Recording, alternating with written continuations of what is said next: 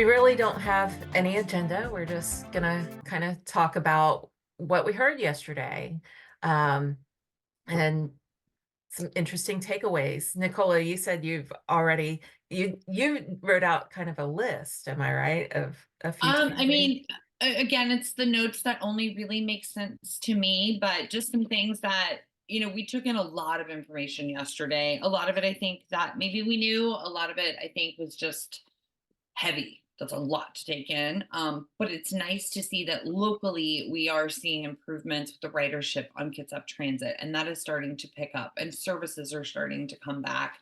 And there is a forecast, if you will, a bigger plan of how that's going to be expanded because Yeah, been a big conversation for us for a while.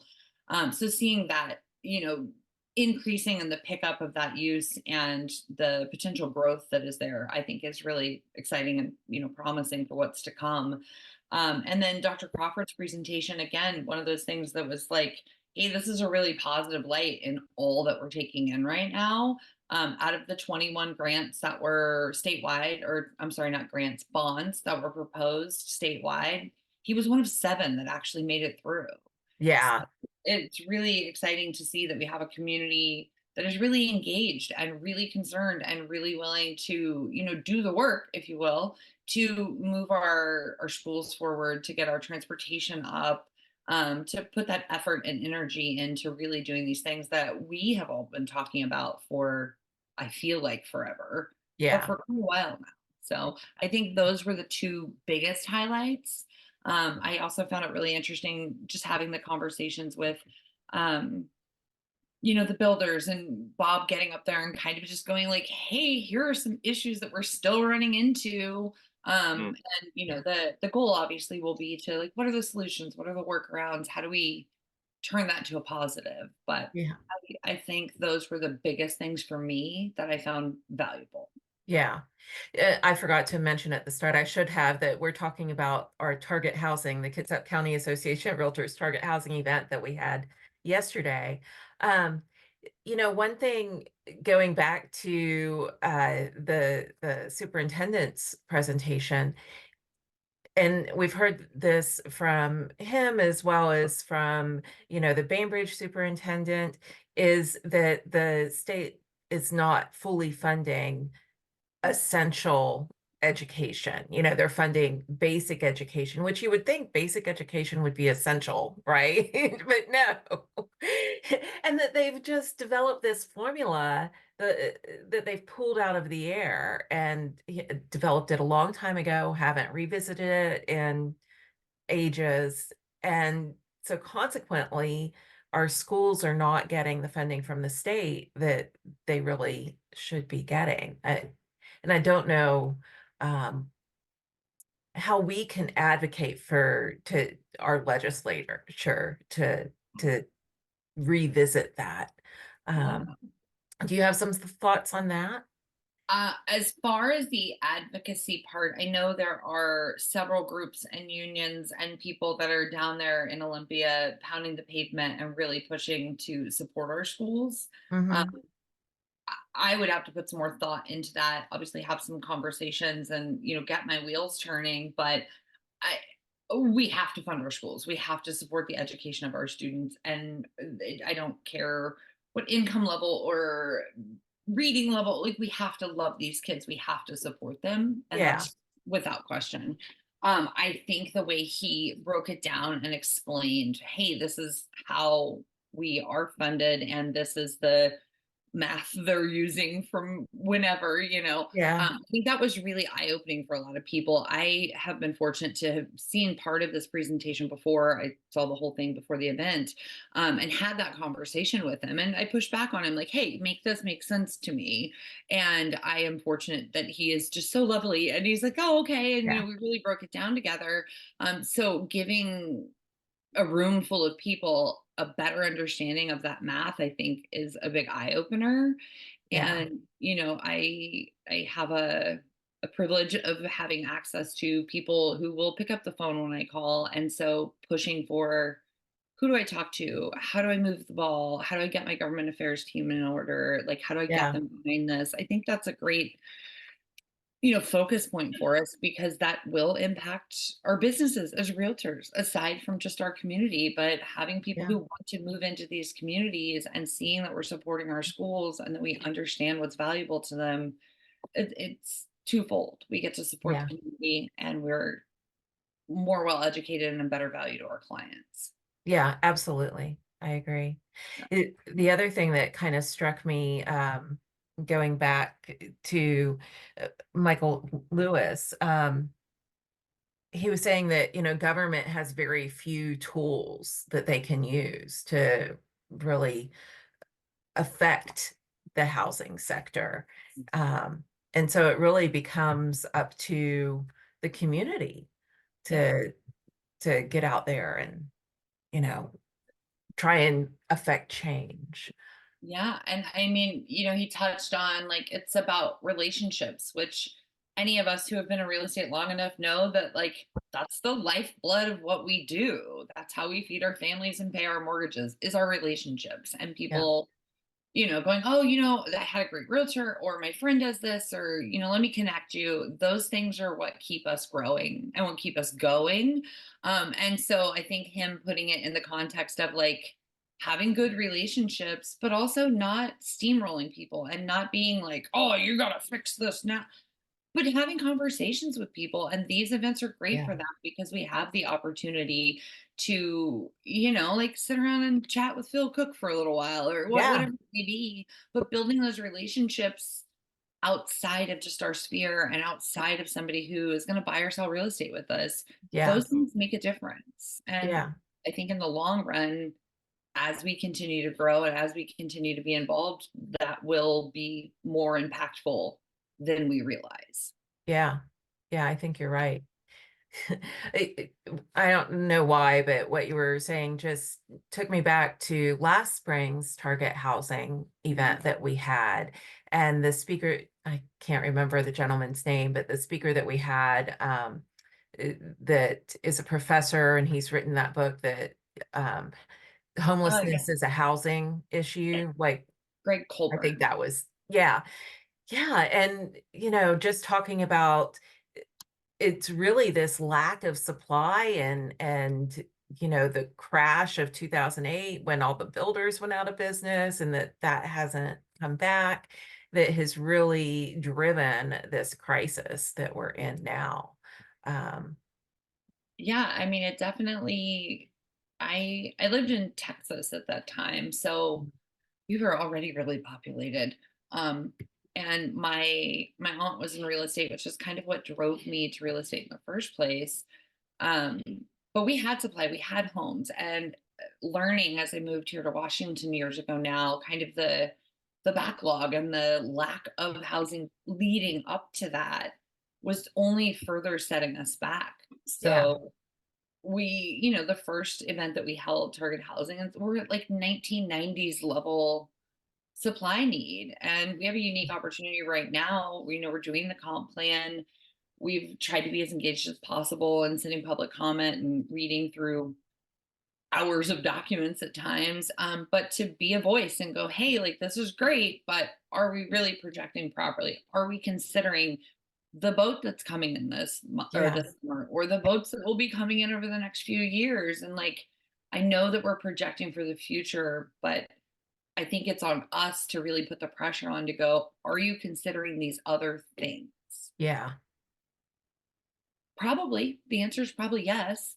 yeah, But I think it would be a disservice to our members and to our community for us to not be engaged and go, hey, have you thought about this? And this is what we would like to see. And attending these meetings. And I've sat through so many of them, and some of them aren't fun. Some of them are kind of boring, right? yep, But doing the boring stuff is what leads to the bigger changes. The mundane absolutely. tasks that we sit through or read, I think in the end is what we will see the biggest impact from. Yeah, if you don't get educated about the issues, then how are you going to ever to help advocate for any sort of change, Or honestly? at least understand why something is the way it is or why it is Yeah, going to be the way it will be. And you yeah, know,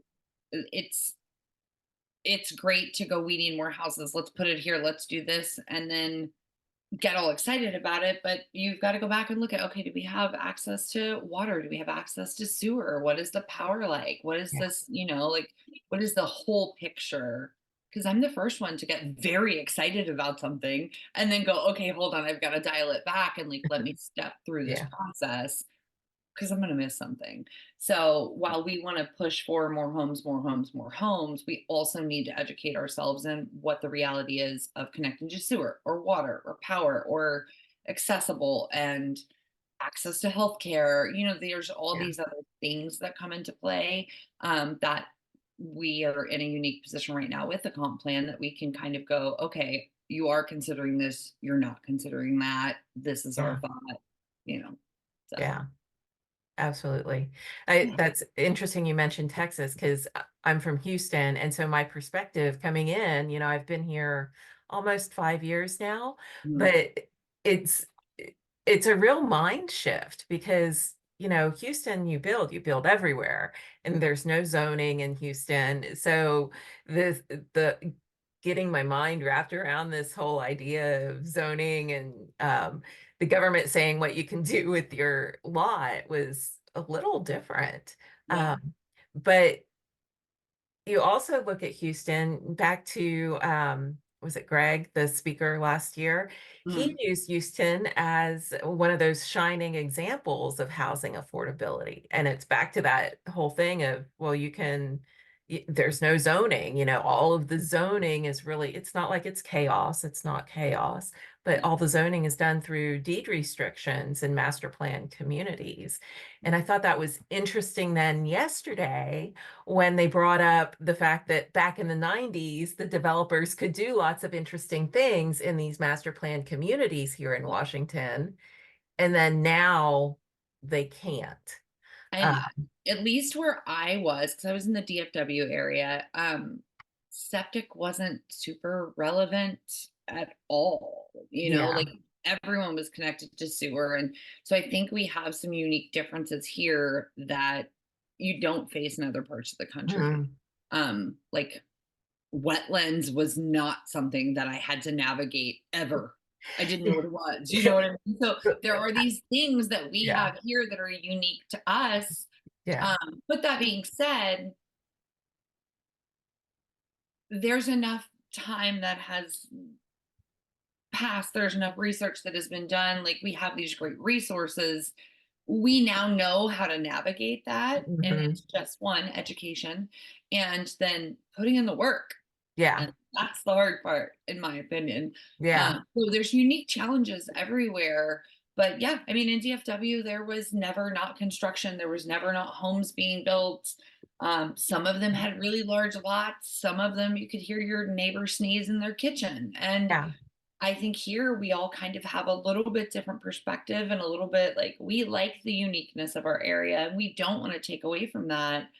But at the same time, we have got to have somewhere for a young college student to be able to afford to live and feed Yeah. themselves Yeah. while they're working their way through college. Like that is something that when I was in Yeah. college, I think I paid $600 a month for my little apartment. It was Yeah. me and my dog, and like it was by no means wealthy at the time. Yeah. But I could live my life and I could still go out with my friends and I could Yeah. still buy a new dress or whatever. I cannot imagine being in college right now at those salary level. Like Yeah. so it's disheartening. Like my daughter will never have that experience of like her silly cheap apartment because they don't exist right now. Yeah. Well, my son's worked at the shipyard for a year and a half. He can't afford to move out Yeah. unless he has two or three roommates, and he doesn't have two or three friends that he trusts enough to live with. And I'm not co-signing for them. Yeah. Yeah. Exactly. Yeah. It is disheartening. I think that's the word. And I found it interesting too, when they said yesterday that here in, I think it was Bob Disney from Kitsap KBA, Kitsap Builders Association, said that here in Kitsap, and I kind of knew this, that we have environmental restrictions that on building that are stricter than the EPA, because we have so many sensitive areas. Um, so that just adds that extra layer of challenges. Yeah, and it's a delicate balance of like, obviously we want to protect those lands and the nature that comes with it. Right.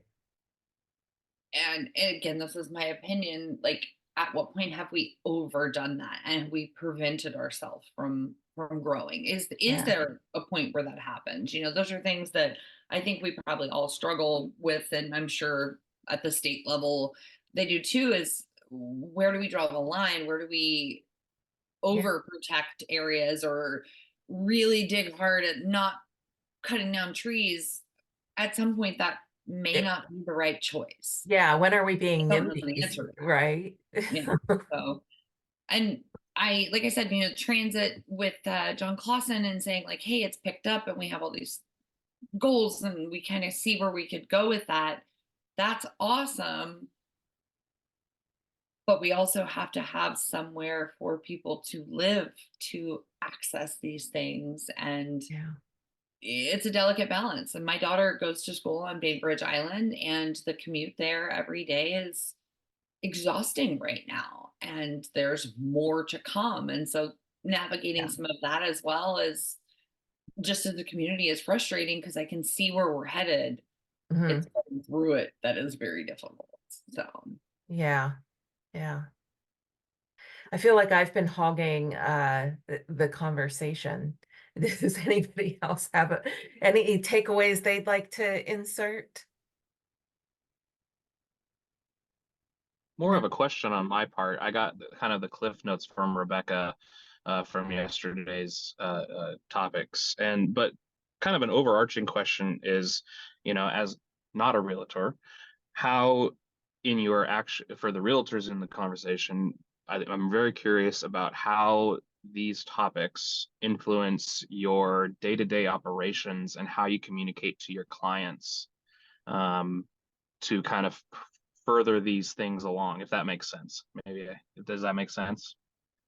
Like, what are some ways that you kind of work that in, and or is it maybe a supplemental thing you do as a realtor? Does that I make sense? Yeah. And I'll let Nicola and Jamie, put in their 2 cents too. But I think for me, it's more of the ability to articulate to people that are coming into our community the challenges of buying a home here and building a home here. I definitely think we need to know about, that it costs approximately $126,000 before you ever actually get to move dirt to start building here in Kitsap County. Like that's important for us to be able to articulate. Um, Now that does include holding costs. There were some caveats there in what Bob Disney was saying yesterday, but I think that that's important. And then also, just being able to advocate, because a large part of the reason that we're part of this organization that makes us realtors, because not all real estate brokers are realtors, but part of the reason that we are realtors is because we want to be advocates. We want to be advocates for property ownership rights, for affordable housing, for fair housing, and so this helps us to know how to be a better advocate in, our activities within the organization. yeah, I mean, I think very similar to what Lori said. And we kind of discussed this yesterday. I work with a lot of healthcare workers, and I also work with kind of older clients, and they have questions about access to healthcare. So knowing, hey, we're building this, or there's a projection for that, or people who are coming from cities that have really great public transportation, being able to say, this is what we have on our side, this is what works, this is what we see, and this is what's to come. I think knowing that is really important. and just being able to have that educated conversation with your clients. You get bizarre questions in real estate, things that you never thought you would have to answer. I have only had one client ask me exactly how big an acre of land is, though. And then on the yeah, I Googled it because I didn't remember. 43 something. Yeah. But and on the advocacy side, and all of us are invested in this and in the association because we care, because we are interested in that extra piece of information, right? That extra way to be of value and to do something positive to move our community forward. That has always been my stated goal with my involvement with the association. That has not changed. If and when there's ever a time when I can be more effective in another role, I will absolutely run to it. But until then, this is where I get to have a voice, and it's a great opportunity for me to go, hey, friend at the title company, or hey, friend at this new business, you need to know these things. Let's all go have this conversation. So that's what it is for me. It's more education and just having that extra thing I can offer a client while helping my community. Yeah. Jamie, do you have any 2 cents? Well, it was a timely event for me because I have a client that I helped buy a house in 2018, and she called me out of the blue and said, "Hey, I want to buy a piece of property and build on it when I retire in 20 years." And so I'm meeting with her next week to really sit down and talk about what that means. And it's a hard conversation because like I don't want to doom and gloom and tell her this is a stupid idea, but really it kind of is. Like we have no idea how hard it's going to be in 20 years if it's this hard now, right? Like, is it going to get better? Is it going to get worse? Like she's taking a big gamble on, buying something and just crossing her fingers and hoping she can use it in 20 years. Yeah. And the property she initially brought to me is near the water on a slope. And I know from actually another client who went through kind of a pre-feasibility study about a month ago on a piece of property. We didn't get signed around or anything. She's like, I'm just going to take this week to run around and talk to all these builders and engineers. And, it's a little lot out at Lake Tahuya. And she talked to multiple people and she kept coming up with the same answer. It's going to cost $1 million to build a 1,500 square foot house. Yeah. And it's like with fees and permits, and it is on a little bit of a slope. So the geotech, because it's on the water, and the septic, because it's on the water. And she's like, we don't want $1 million house. We want like a $600,000 house. Yeah. So it was a kind of a big eye opener for me. And yesterday's topics were even more interesting, like hearing it from the horse's mouth. Like it's tough. Yeah. It's hard to discourage clients from buying land and building, but everyone has that dream of building their own house and making all their decisions, and it's more trouble than it's worth. If you ask me, I would never do it. Yeah. Well, and I'm kind of curious, does the Realtor Party, are you going to like demand that the Growth Management Act be updated? Because we have outpaced what it's going to allow us. And there's no way that we can create the housing that we need with the restrictions that has put on us. And so I don't know if the party as a whole has conversations. They are in the process of updating the growth management. I think they're only going to phase 2 though, or plan 2, which was like the not quite full on, lot of growth. Yeah. But it was a little bit. So yeah, I know that there are efforts, going on within Washington Realtors, the government affairs team there, but I can't remember specifics to answer your question, Rebecca. I'm sorry. No, that's fine. I was just curious because I don't really hear it talked about. I hear, well, we can't do that because of laws, but like nobody's actually addressing like the elephant in the room that I think needs to be addressed. Yeah, and we do talk a lot, the government affairs committees about the Growth Management Act and the challenges within that and things, incremental change type things that we've been working on. Nicola, do you have any insight? As far as Washington Realtors, Lori, you'll love this line. I am not speaking on behalf of Washington Realtors. This is totally my opinion, aside from any association that I am involved with. It needs to go in the garbage, and it needs a full facelift. And that's my personal opinion, with no ties to any association I'm involved with. Yeah. But as a realtor, it has so many caveats and so much, in my opinion, it's very convoluted, and makes everything more difficult. And then in trying to, one, educate myself and understand it, and then communicate that to my clients, I get a headache just thinking about trying to have the conversation. Like Lori said, I do know there are some efforts to push for changes on it, but I don't know when, where, who, how effective it'll Yeah. be. But we Yeah. all will gladly cheer behind them. Yeah. And I should say I don't speak for Washington Realtors either. And I am not on the Washington Realtors Government Affairs Committee. I'm on other committees there. So I know here in our local government affairs, it gets brought up, and all of us kind of just go, ugh, yeah. because the intent, I think, is lovely and was really a good move, but how it was executed is completely different, in my opinion. Yeah. Yeah.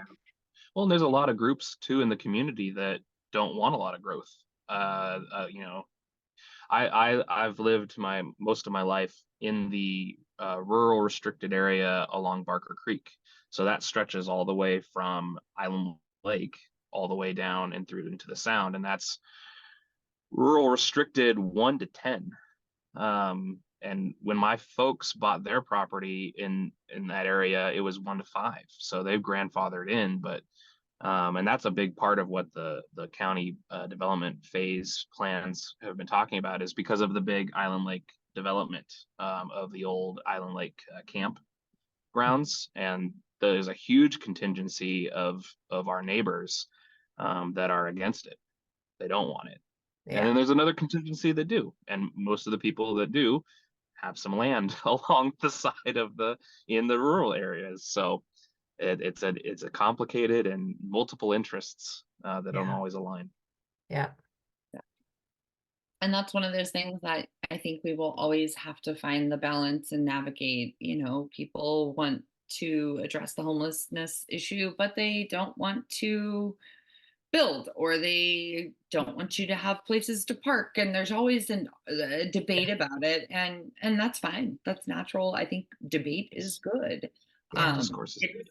It's finding the balance and the middle ground that we can all kind of go, okay, we can agree and move forward, because I feel like we've spent a few years now kind of just, and Well, and like, Yeah. I just want common sense brought back. So I built a house out in Seebeck Heights, and I'm sure most of you might know where that's at. So it's past Seebeck Elementary up a hill. And we had to have a 12-month moratorium on building to make sure that our runoff wasn't going to affect the salmon that was down the hill, across Seebeck Highway, and 2 blocks to the right. Like, there's no way that my runoff was going to go all the way over there, but I had to have a 12-month moratorium so they could study whether or not I was going to affect the salmon. Wow. And that made no common sense to me whatsoever, because even the guy who came out was like, oh, it won't wash off, but we still have to make sure and watch it for a while. Oh, Like, can we have common sense? Is yeah. this a thing? I'm all for common sense. Yes. I had Yeah. similar issues with the flood maps. That's a Yeah. whole nother ball game. Yeah. We will save that conversation for another Yeah. day. My meeting time is about to run out, but I want to thank everybody for coming and talking, and invite everyone to come back and join me next Friday. I'm going to have Kathy Olson. I've talked to Kathy Olson. She's going to come on, and we're going to talk about some of the efforts that we're making within KCAR to expand access to homeownership to as diverse of a community as we possibly can. So I hope everyone will come back next week, next Friday, 10 o'clock. Thank you, Lori. Yeah, Thank thank you, you. Lori. Thanks, Nicola. I really appreciate you coming and talking with us. Sure, yeah, So happy to do instrumental it. in Sorry, that I wasn't event. a little better prepared, so. Okay. less than a minute, we're going to be cut off. So I'm going to say bye. Bye. Bye, Bye. everybody. Bye. Have a good Friday. Weekend.